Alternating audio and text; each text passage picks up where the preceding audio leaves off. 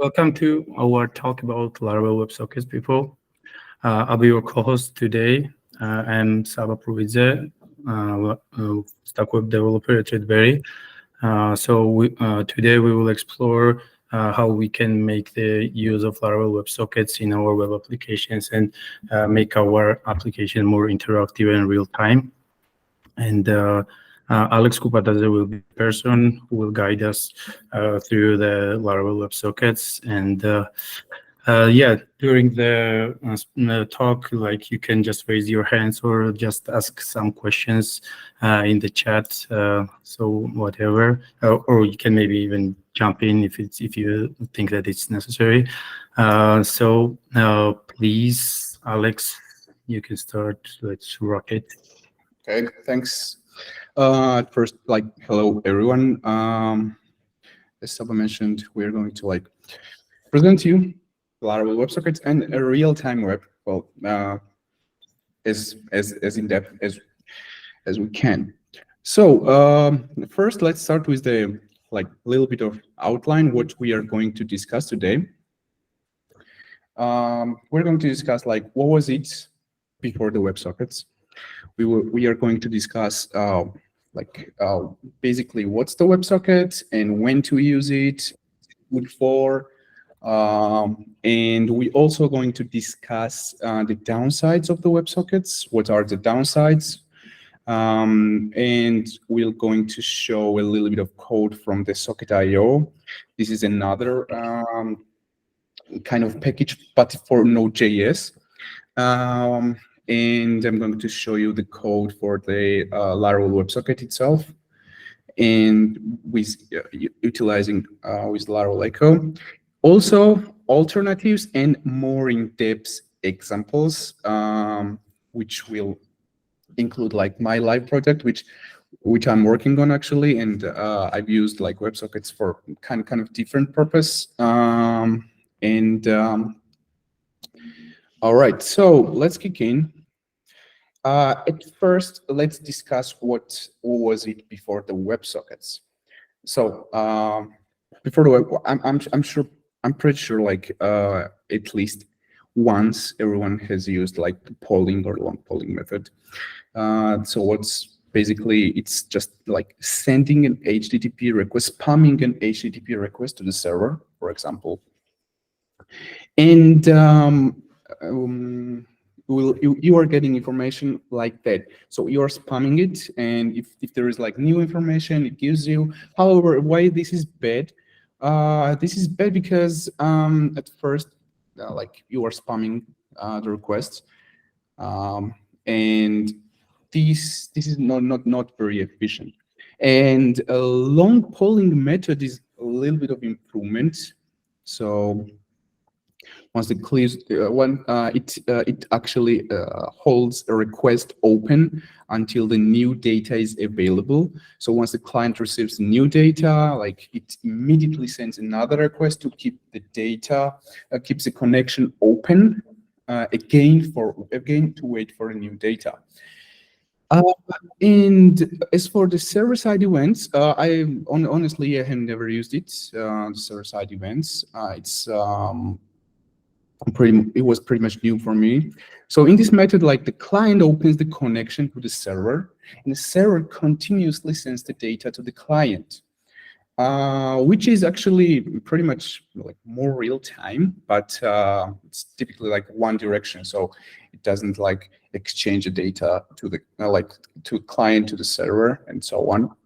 And it can be also very complex to implement and maintain.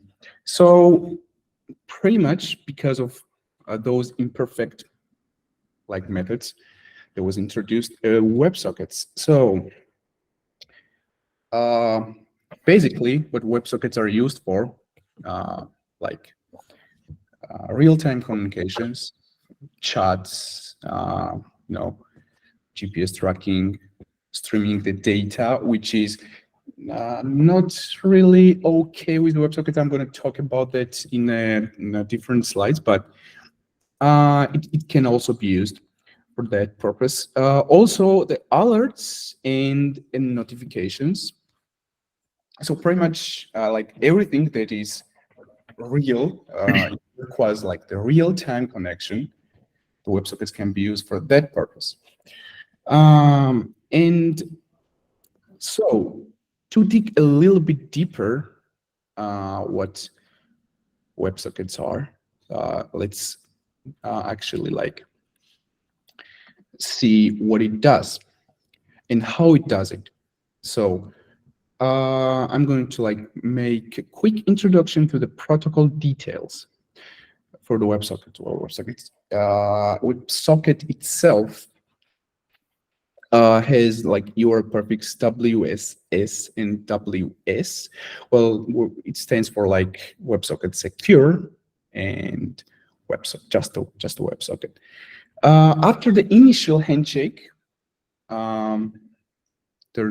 we got like the first step, initial handshake, which is basically like used for authorization. And authorization should be handled by us. I will also mention this in the later slide. And the main beauty of the WebSocket is that it's like the persistent, like bidirectional connection. So client and server are always aware that they are connected to each other. And when the client is actually sending a request to server or server sending a request to client, it happens like instantly. And that's actually like why WebSockets are, So simpler to say, like after the handshake, the connection stays always open, right? Yeah. Yeah, basically it always stays open. And well, if for example, in some case it might like need to shut down or and you need to like to keep it open, you can like send it just false like ping request to the server and to like remind the server that you know what, I'm just still alive. So to server to know like just the client is still alive. And what is also like needs to be care of is the WebSocket connection closure. So we need to like handle the connection closure ourselves, which I'm going to talk about in downsides, because there are some pretty much some downsides. It's not really downsides, to be honest. It just needs a little bit more work from the developer side just to implement it. Just that's it. So how the data frames, well, what the data frames are. So data frames are like the binary representation of the WebSockets. So this is actually how the data goes in and out. And this is actually how it handles the connections and the data exchange. As you see, like we got here, so FIN bit, which indicates that like whether the frame is final or not. RS3123 is just for reserved for WebSocket extensions or for future use. And OP codes are to be determined how to interpret the payload data. So like which payload data to use, text, binary, or something like that. And pretty much we are seeing the OP codes on the right-hand side. So these OP codes can be used. So I'm not going to like read every one of them. So for example, 1 means that indicates it's a text frame, 2 is binary frame, custom data frame, and so on. And we also have the masking, which indicates that if the payload is masked or not. And if the payload is masked, then we need to also you also have masking key, which is actually used to unmask the payload. And like length is just like determines payload length. So server should always know like where actually what is the length of the payload itself, and the payload data is just application and extension data.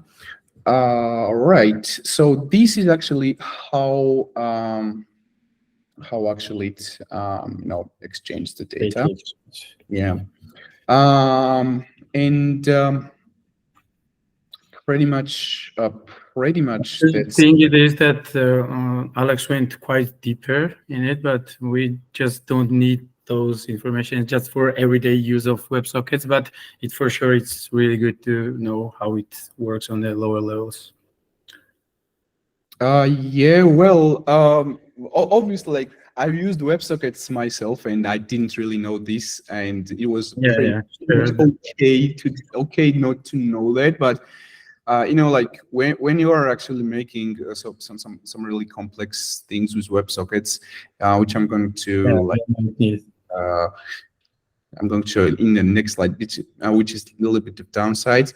I think pretty much you would need this at some level if you are like really using the WebSocket. So I don't know. I just felt it was necessary to put it here. Okay. Now the downsides. Well, I won't really talk about the upsides because like WebSocket itself is an upside. If you do not need WebSocket, you are just not using it.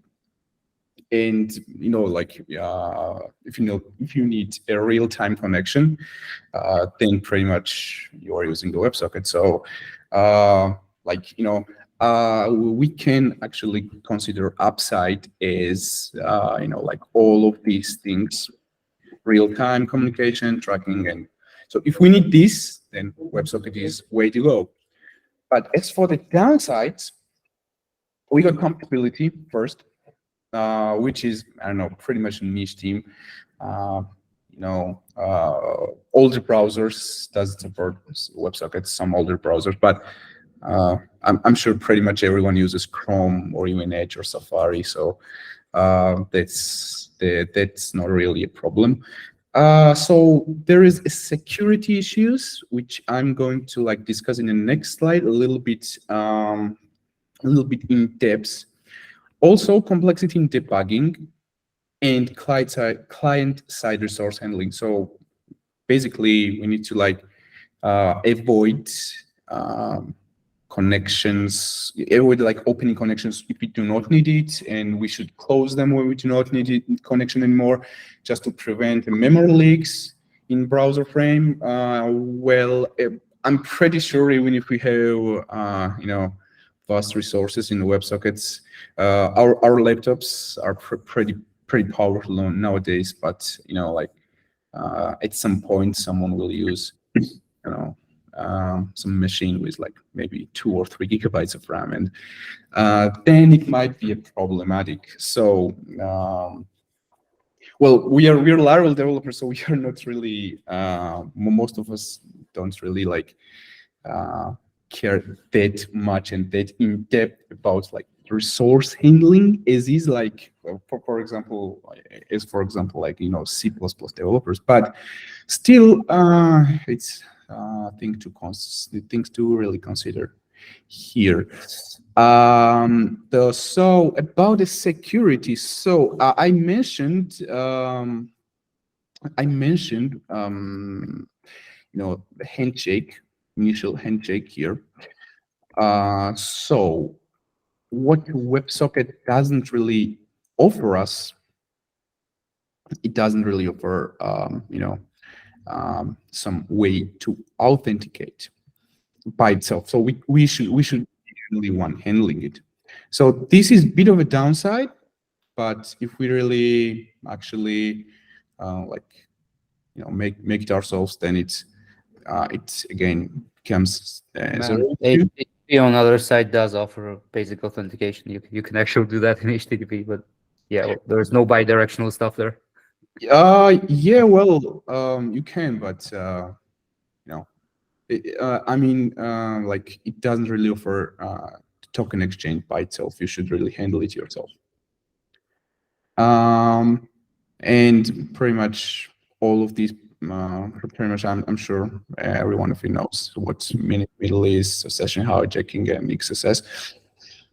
If we do not like secure our WebSocket, enough, what I said, those things can be really problematic.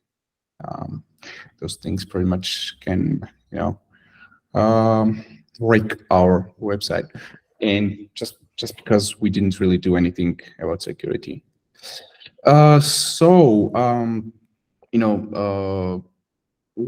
one way to like authenticate, that would be, for example, we could pass a GWT token in HTTP post header, and authentication service should generate a single use token for the WebSocket, and we should actually send this single use token to WebSocket server, and the token should be discontinued. So this would mean that it's only one use, and without that token, that token would not be valid anymore.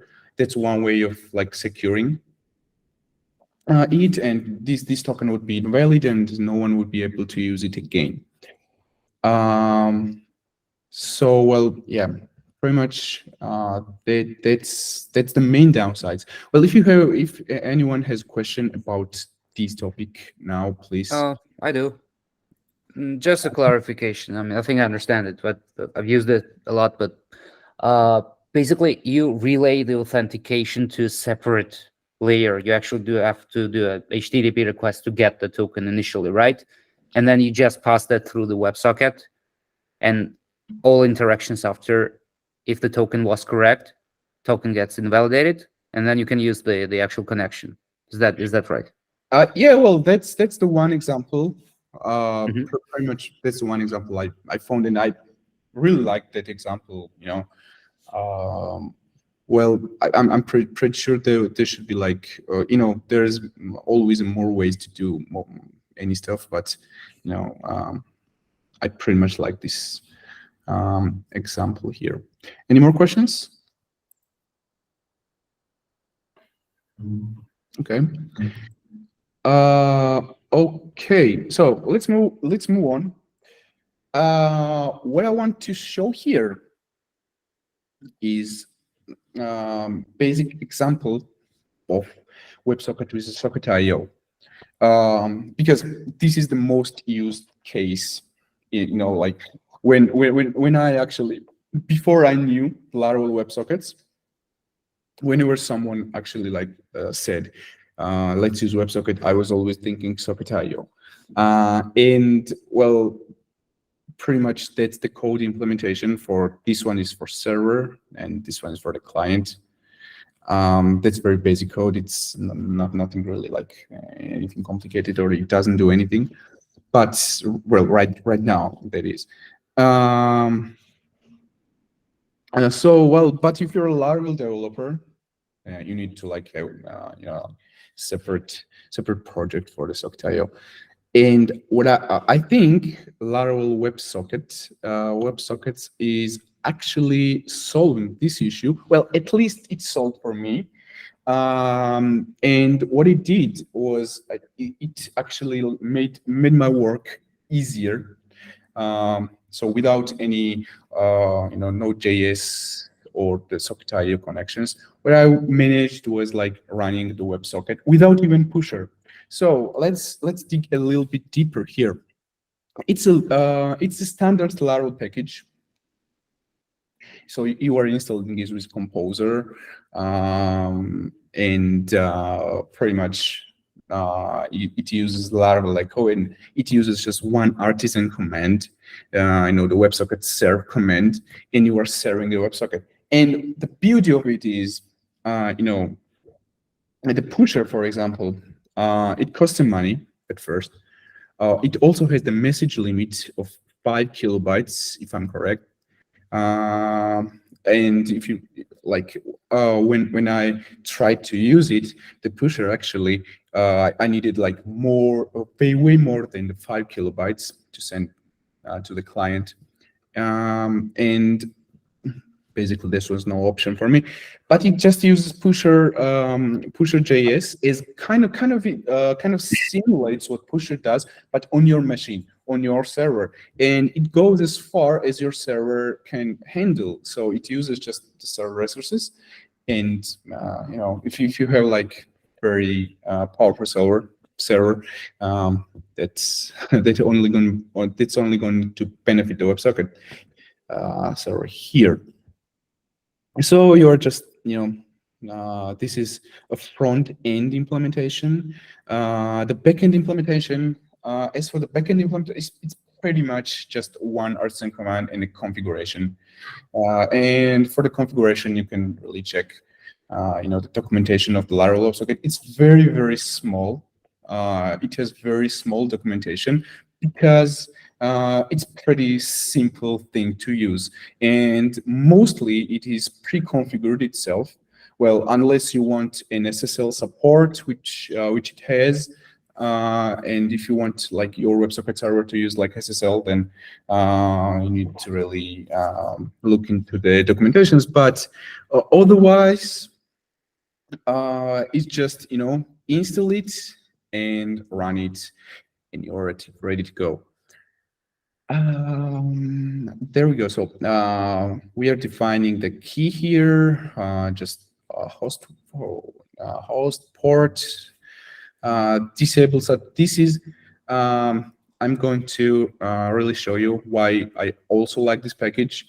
With this code I've disabled the statistics, but you can enable it. There's no issue here, and you can save the messages of the messages should be like encrypted or not encrypted.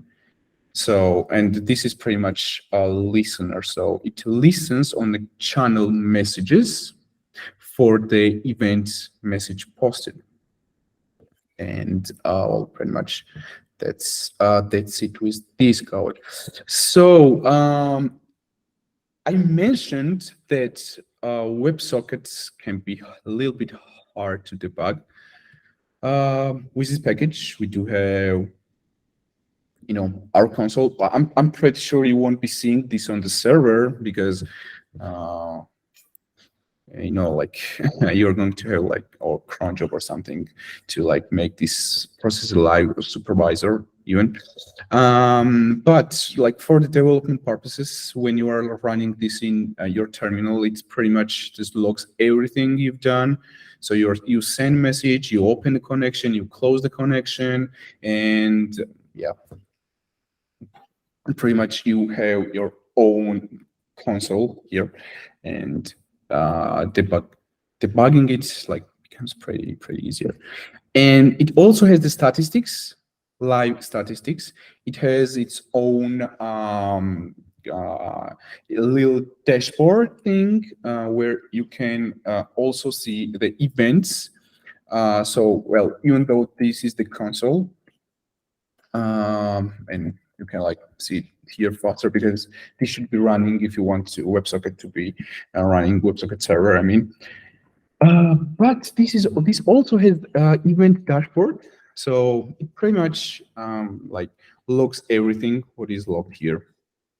You can view it in a little bit more viewable formats, easier to see. And there can be a collision, right? I mean, in terms of, say you got a custom event, right? And you're listening on the custom event, you cannot use the keywords which are provided by the WebSockets themselves, right? Same goes for Laravel WebSockets implementation. Oh, well, it's pretty much the same, yeah.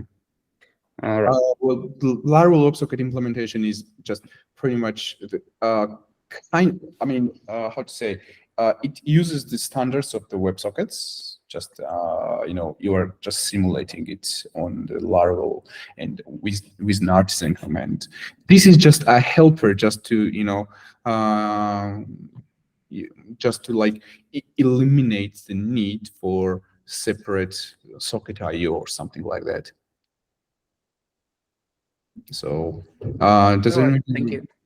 does anyone have any more questions on these before we are going to see examples here? as well. Okay. Let's go for like examples. Yeah.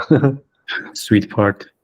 Okay. Well, the examples. Well, first, what I'm going to, show is example with the. Well, I'm just going to show you like a Laravel WebSocket example, a little bit chat example. And then I'm going to show a data processing example, which I used in my project. I'm pretty sure I'm not going to like display like the whole website or something like that, but I'm just going to show a little bit. I'm going to explain a little bit how it works and also show the code a little bit as well. Okay, so what I'm gonna do is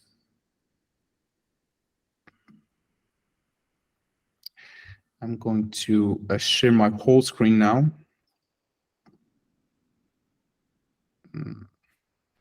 Just 1 second.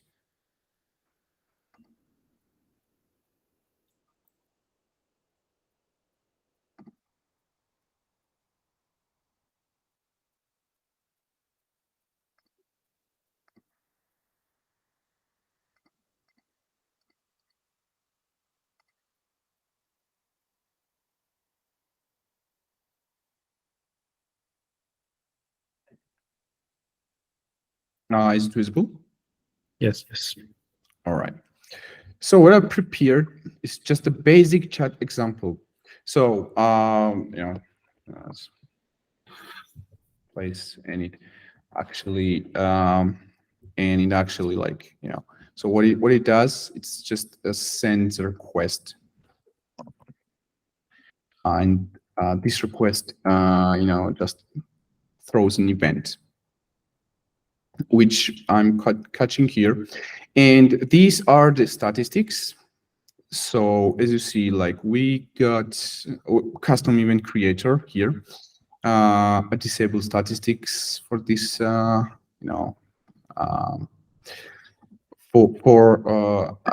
already had like prepared. I've just copied from my project, and in my project I have like disabled statistics because we are not using it, and it's just overloads something sometimes. So it's just disabled here as well. But the events, as we see, like pretty much logs everything. So if I like refreshed, it just says just uses a different server time, I think, because I haven't really changed the time zone in application. And if we want to like see what went wrong here, pretty much we can.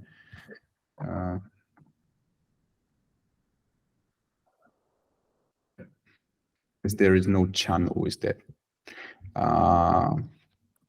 But if we do have like the channel, it's pretty much subscribed. We got like the API message. So the channel was like chat process, and event was like app events, chat event. So we exactly know like which event was received on which channel.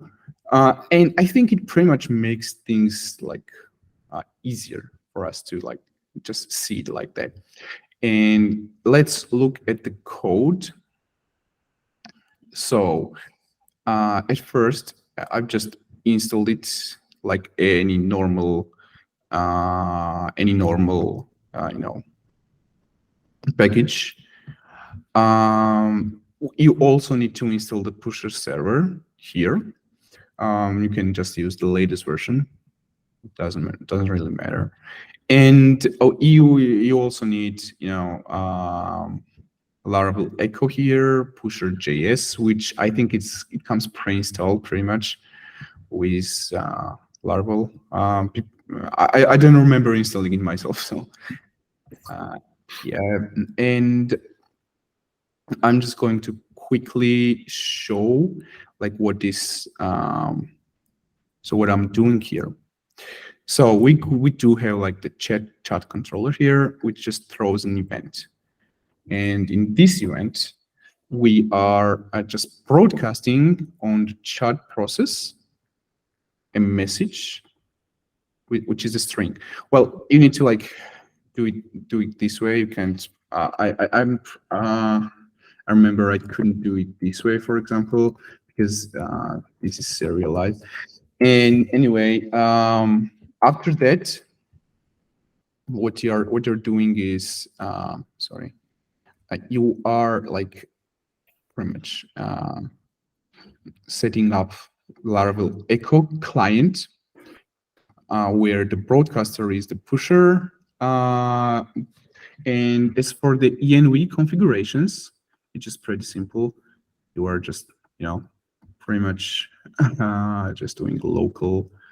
And as far as I remember, when we built this on AWS, we didn't really change the app ID and app key, and it pretty much worked on the staging server like that. So pretty much this is unchanged.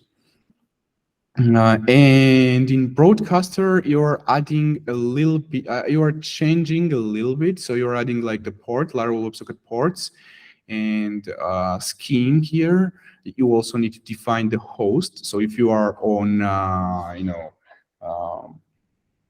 some subdomain or some other domain, you need to really define the domain here, or you can just make like pushed out in the env configuration. It doesn't really matter. I just need to write like this. And also you need to like change your broadcast driver to the pusher, and you are really ready to go. So here, so let me see.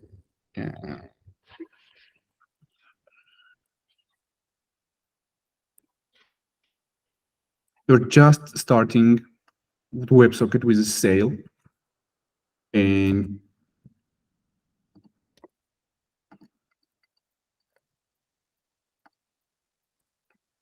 pretty much you are already ready to go. So this is that simple, and it also, it's free, so you don't need to like pay anything, and you can also,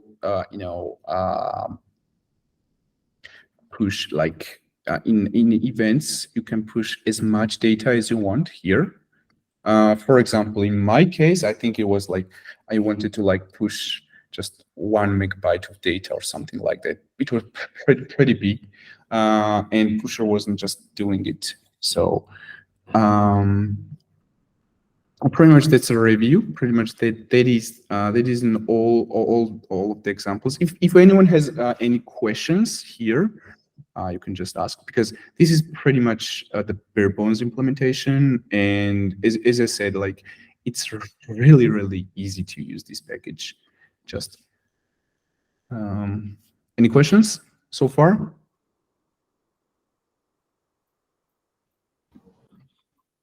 Alex, you have your own use case, right? Which is quite interesting. Can you also show us this one? Which one? Your own use case of using the WebSockets.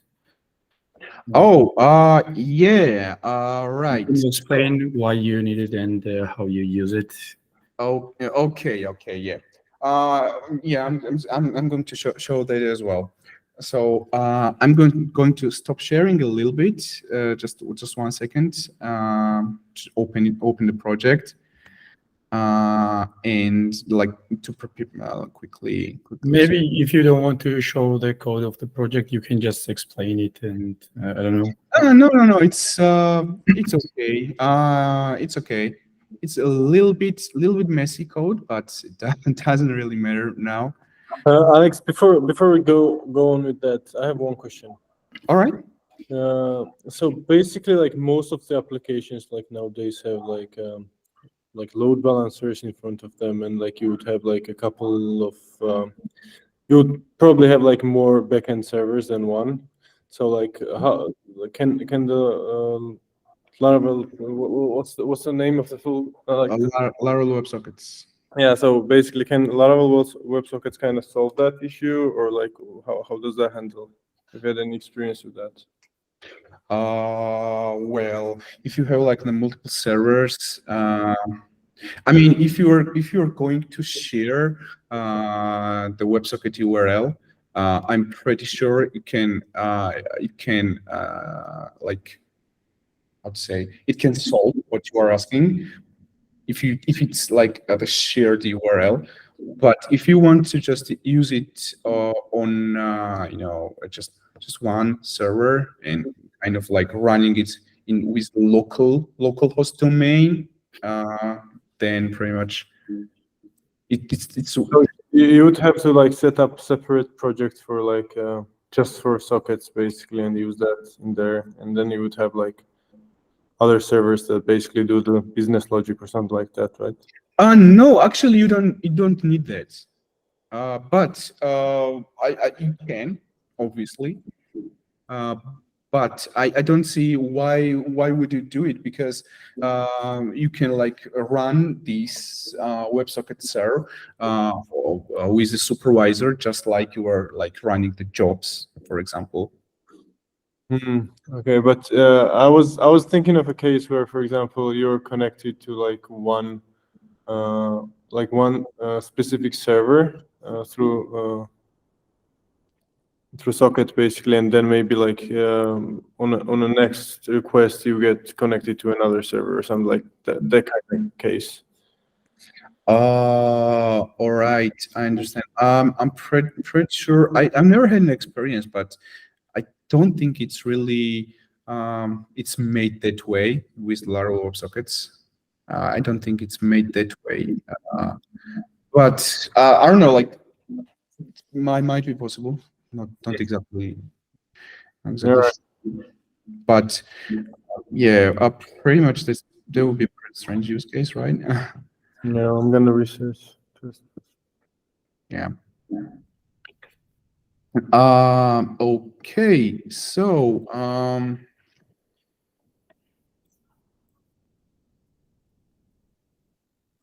going to show my use case now. I'm just directly gonna share the a project. It's not like FBI or CIA project. It's not that secret. So sorry, my case. Well, what my case is, what I had to do, I had to like process 100,000 actually records.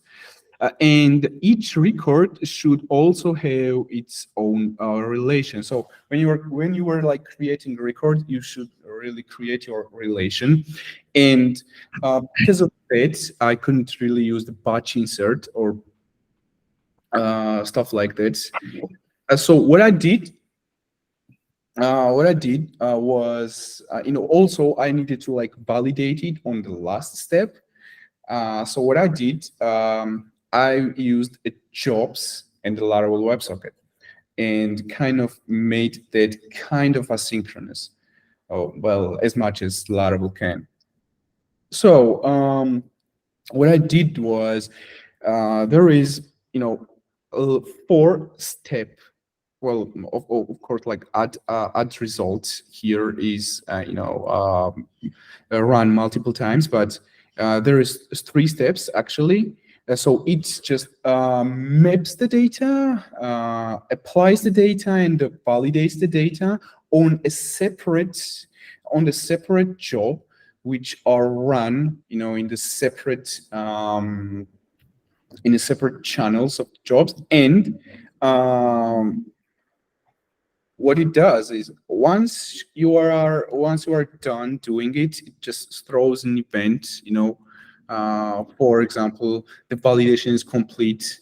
I'm mapping now, and it goes to the mapping stage. While on the front end side, what you have is you are having what I had was little processing window and the process statuses. So when it started, I was notifying the user. So you should really like leave this window open. Well, they can close it. It doesn't matter. It's running a job in background, but just to see the status and see when it's done. And then I was like starting the first job, which was running. We are running it through Redis. You can run it with the database. Doesn't really matter, as long as it's running like asynchronously, kind of asynchronously, and not in sync. And once the first job is actually completed, it throws an event and goes to the second job, then goes to the third job, and if I remember correctly, this is the last job here. And what it does is just destroys all the cache. And it's what the main thing is right here. It just runs another like batch of the jobs here, which this pretty much adds. Actually, this is the job here, and it pretty much like launches all the jobs here. And on the event here, this is a different event. I'm just going to show the process complete event. So right here, it just sends the redirectory URL, and pretty much when it sends like the process complete event, you know that the process is actually completed and just redirects to the main page. So what did it solve is why I'm launching add results like 4 times, because there was a data with 4 Excel sheets, and each of the sheet had at least 30,000 or 50,000 records. Sometimes less, of course, but like the total results was over 100K most of the time. And those little lines, for example, one line of one sheet had also the relations to each other, relations to the fourth sheet, because it was kind of the way the sheet template was designed. And it also had like the custom fields and some more stuff, which was like relation based, and like each of the line needed a relation. So pretty much what batch insert couldn't do for me is like I couldn't get the last insert ID. So I just don't did it that way. So I think it's a pretty good way. I'm not the best. It might be done like even better. I don't know, but like if you have like this much data and this much relations, I think that like using an asynchronous Laravel jobs and the WebSockets is really good example. And this was the case when I found out the Laravel WebSocket. Found out about Laravel WebSockets because I didn't really want to,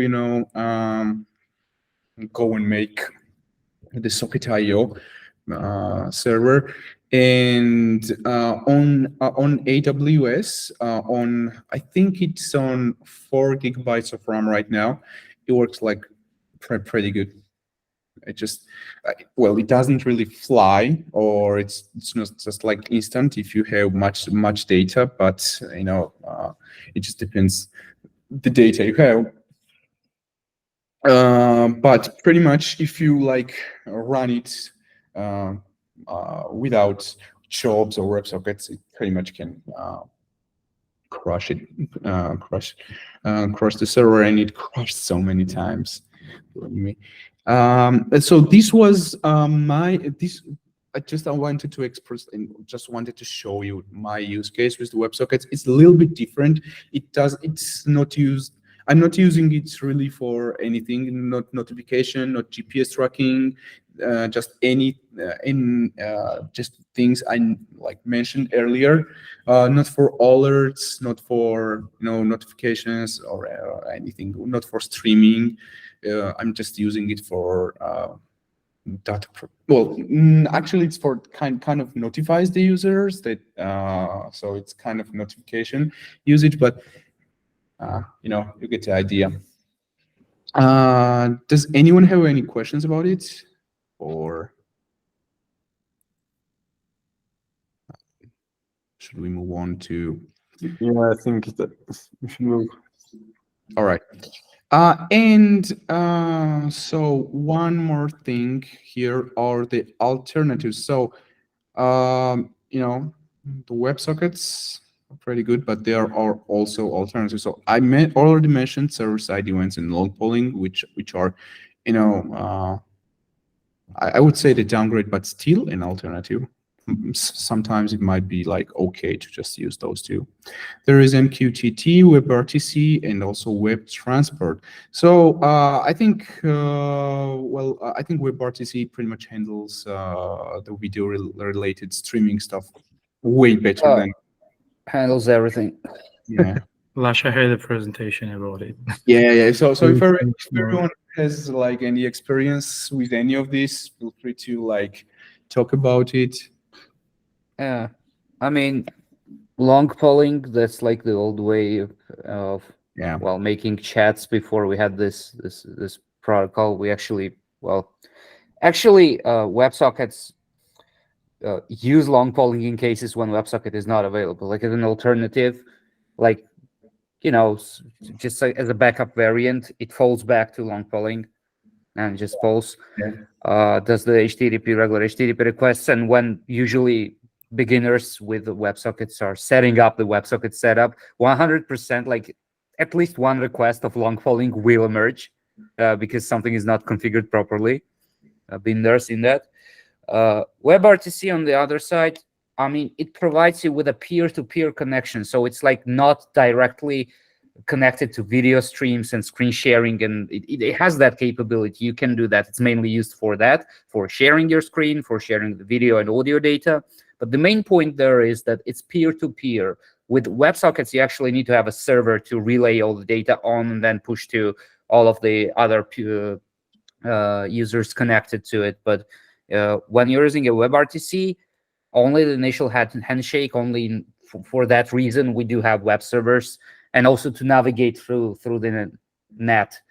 But WebRTC actually has something called signals, which is used for the actual exchange of messages. You can send textual data. You can even also of course we mentioned the screen share and the video conversations. But signaling, it just connects you directly to another person, and there is a way to use WebSockets together with RTC in case if you don't want to use the signaling, right? But I mean, it's actually just it's a matter of choice. Whatever you choose to use, that's what you'll be using. Both are just fine. And the main good part about WebRTC probably is that it's peer-to-peer, kind of more secure. And interesting fact about WebRTC also that say I want to connect to someone, right? And I don't specifically want to run any specific software, right? I don't have the system set up. I just want to have two clients, right? Two separate clients. Actually, I can copy the identificator, which is just dynamically generated on my side, send it to another person. They will put that in their code, and the WebRTC connection will emerge. There will be issues because of net. If the person is somewhere far away, basically not on the same network, okay? Because nowadays networks are really complicated. Once it gets to the outer router, it's a deep sea. You don't really know what's going on there. So it's like it's peer-to-peer, but not exactly. The initial handshake still requires some kind of relay. But after the connection emerges, you're fine. So that's the difference from WebSockets, which basically needs the server up and running for all times. Always needs a server up and running. I actually pretty much like the WebRTC. We tested it, if you remember. I do. I had a little. Actually, Omegle just got shut down a few months ago, so I think there's a point. There's a little bit of opportunity here, Maybe I will do something. But MQTT, I haven't really worked on that. So yeah, I don't really know what that is. Something to cover next time, I guess. Yeah, pretty much. I mean, you can really make the one whole presentation or one whole webinar about like, well, maybe not server-side events and long polling, but on MQTT, and where we already had WebRTC presentation and web transport. I'm not really familiar with that either, so feel free to research it. I think it will be pretty interesting. Yeah. Yeah, well, maybe not specifically me. I don't know. I'm a new project. I got a new project, which is a mess. So I'm basically fixing up stuff there. Yeah, I'm not But, talking. I would say someone maybe Yeah. something to do on free time, anyways. All right. If I get there, I'll do the presentation. Otherwise, guys, there's a good topic for you to research. Yeah. Right. All right. Thank you. All right. Very good, man. Pretty much that's it. Pretty much that's it. If anyone has any like questions, feel free to ask now. Yes, someone raised the hand, I think. So I have a question to people, not for you, Alex, that if is anybody who has used Socket.io in the Laravel project, and what would you say if you compare like what's the advantages, for example, using of Socket.io, and if we compare it, like it would be really fine, because I personally never used the Socket.io. Looks like But I've used it not with Laravel, but like Socket.io separately. Yeah, like on a node server basically. And it's like more bare-bone kind of approach where you basically have it's just like if you write an app on Express, and like Express seems like a really small like kind of framework, but it's actually like a powerful one. So it's kind of like same on the Socket.io.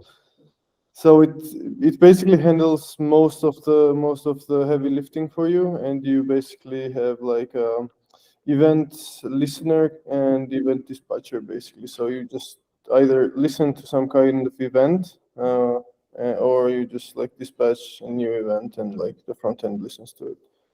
Mm-hmm. So I guess it will not be a problem to implement it right in the Laravel project, I guess. You would probably need some type of I don't know, virtualization or separate like a small server that runs on Node. I don't think there is IO for specifically for Laravel basically. Mm-hmm. Yeah. Well, I read like that as well. You need like separate server for Socket.io, and you have like separate server for Laravel, and you're just sharing the Socket and listening. I mean, the whole thing would be like it's the same flow as integrating any different technology and then different stack setup and connecting it to the main application you got in PHP. Because there are downsides to PHP, we know that. There are things you cannot do directly on there. So it's just a way of, there is always a little nasty layer of connecting these things together, but once it works, you just don't look there. So it's fine. Yeah. If it works, don't touch it. That's the only case when it's fine. Yeah, it works, yeah. 100%. So if there is not any more questions, maybe we can finish. Or last 5 seconds. Yeah, I will stop recording at this point. Yeah.